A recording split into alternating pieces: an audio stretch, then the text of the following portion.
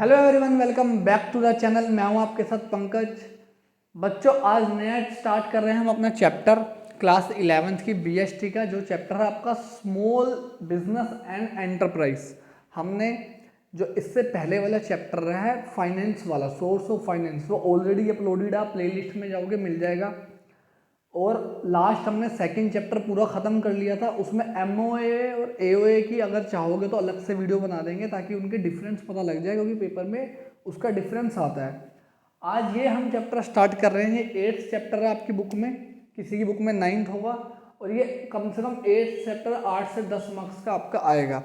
But याद रखना, कई स्कूलों में इसमें पूरा चैप्टर नहीं करवाते। इसमें बहुत सारी चीज़ें डिडक्ट होती है, डिलीट करी होती है। जैसे एंटरप्रेन्योरशिप का टॉपिक है, वो कई स्कूल में करवाते हैं, कई स्कूलों में नहीं करवाते। तो आप अपने स्कूल के अकॉर्डिंग चलना कि 11th में आपको कौन सा टॉपिक करवाया, कौन सा नहीं। अब देखो, चैप्टर का नाम है स्मॉल बिजनेस, छोटे बिजनेस, ऐसे बिजनेस जो ज़्यादा लार्ज स्केल में नहीं है। जैसे अगर मैं आपसे पूछूं बड़ी बड़ी कंपनियों के नाम, तो आप बता दोगे टाटा, रिलायंस, बिरला, इन्फोसिस, बहुत सारी कंपनियां बता दोगे। लेकिन जो स्मॉल बिजनेस होते हैं, जिनके नाम हमें पता नहीं होते, लेकिन सबसे ज़्यादा हम उन्हीं के प्रोडक्ट यूज़ करते हैं अपनी लाइफ में, तो वो होते हैं स्मॉल बिजनेस। अब आप कैसे आइडेंटिफाई करोगे कि कौन सा बिजनेस स्मॉल है और कौन सा बिजनेस लार्ज है? तो इसके लिए कोई डेफिनेशन नहीं है। देखो, जितने भी आप बीएसटी पढ़ रहे हो वो कहीं ना कहीं लॉ से कनेक्टेड है। उसमें कहीं ना कहीं एक्ट होता है। जैसे कंपनी पढ़ा तो कंपनीज एक्ट आया, पार्टनरशिप पढ़ा पार्टनरशिप एक्ट आया, HUF पढ़ा था, मैं हिंदू अनडिवाइडेड एक्ट आया था। तो ऐसे ही स्मॉल बिजनेस के लिए भी, कंपनीज के लिए भी जो एक्ट बना हुआ है बिजनेस के लिए, उसमें स्मॉल बिजनेस की कोई स्पेसिफिक डेफिनेशन नहीं है। तो इसलिए गवर्नमेंट ने एक क्राइटेरिया सेलेक्ट किया हुआ है, पहले से डिसाइडेड है कि इसके बेसिस पे हम डिफ्रेंशिएट करेंगे कि कौन सा बिजनेस स्मॉल है, कौन सा बिग है, कौन सा मीडियम है, कौन सा माइक्रो है। तो सबसे पहले तो ये समझो, दो तरह के बिजनेस होते हैं। एक होती है मैन्युफैक्चरिंग कंसर्न और एक होती है सर्विस कंसर्न। मैन्युफैक्चरिंग कंसर्न वो होती है जो किसी चीज़ को बना रही है। जैसे ये मार्कर है, एक कंपनी इस मार्कर को बनाती होगी, वो हो गया मैन्युफैक्चरिंग कंसर्न।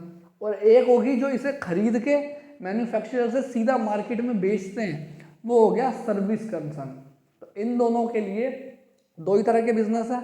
अब इसमें कौन सा स्मॉल बिजनेस माना जाएगा और सर्विस में कौन सा स्मॉल बिजनेस माना जाएगा, उसके लिए कुछ लिमिट डिसाइड करी है गवर्नमेंट ने। क्या है वो लिमिट?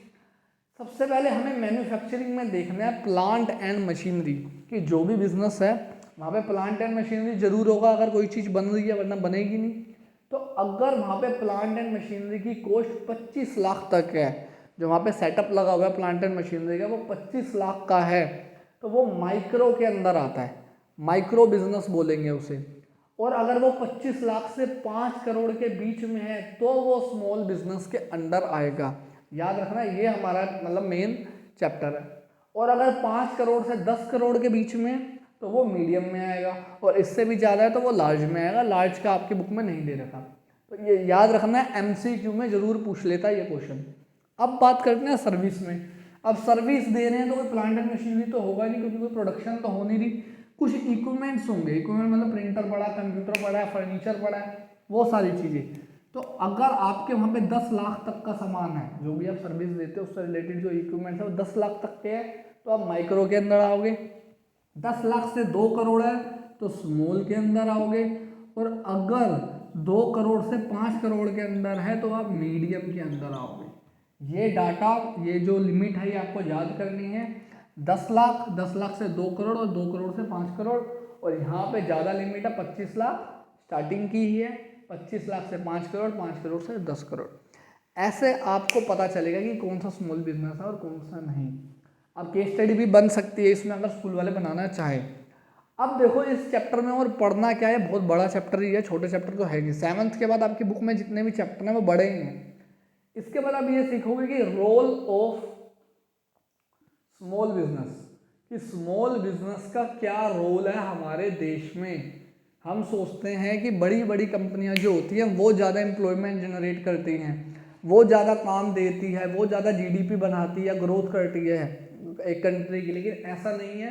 तो उस बारे में ही हम सीखेंगे कि जो स्मॉल बिजनेस होता है वही भी बहुत ही ज़्यादा इम्पोर्टेंट होता है हमारी कंट्री के डेवलपमेंट के लिए। और क्या प्रॉब्लम्स आएगी नेक्स्ट वीडियो में ये 2 टॉपिक ही कवर होंगे कि क्या प्रॉब्लम्स आती है स्मॉल स्केल बिजनेस को ग्रो करने में या डेली वर्किंग में। साथ में जो रोल ऑफ स्मॉल बिजनेस है ये 2 बेसिस पे दिया हुआ है, मतलब 2 तरीके से दिया हुआ है। एक पूरे इंडिया को देखते हुए कि इंडिया में स्मॉल बिजनेस का क्या रोल है, और एक दिया हुआ है रूरल एरिया, जो गाँव का एरिया होता है उसमें स्मॉल बिजनेस का क्या रोल होता है। तो 3 टॉपिक हो गए जो नेक्स्ट वीडियो में कवर करेंगे और इम्पोर्टेंट टॉपिक है। इसके बाद इस चैप्टर में और क्या है कि एंटरप्रेन्योरशिप क्या होती है, एक पर्सन एंटरप्रेन्योर कैसे बनता है, आईपीआर क्या होता है, आईपीआर मतलब इंटेलेक्चुअल प्रॉपर्टी राइट, जैसे कॉपीराइट, पेटेंट, ट्रेडमार्क, ये सब क्या होता है, कैसे इसको फॉलो किया जाता है, किस चीज़ पे ये लगता है। यहाँ से भी हमेशा एक क्वेश्चन आता ही है पेपर में। तो नेक्स्ट वीडियो में बच्चों सबसे इम्पोर्टेंट नेक्स्ट वीडियो आपकी होने वाली है। तो ये तो छोटी सी डाटा की वीडियो थी ताकि आपको एक पता लग जाए कि इस चैप्टर में हमने पढ़ना क्या। तो मिलते हैं बच्चों नेक्स्ट वीडियो में। वीडियो को शेयर करो और 3 वीडियो में मतलब जल्दी ही ख़त्म करेंगे क्योंकि पेपर अब आपके आने वाले हैं फेब में। ये 3 वीडियो में पूरा चैप्टर आपका ये ख़त्म हो जाएगा। तो मिलते हैं बच्चों नेक्स्ट वीडियो में। Thank you everyone.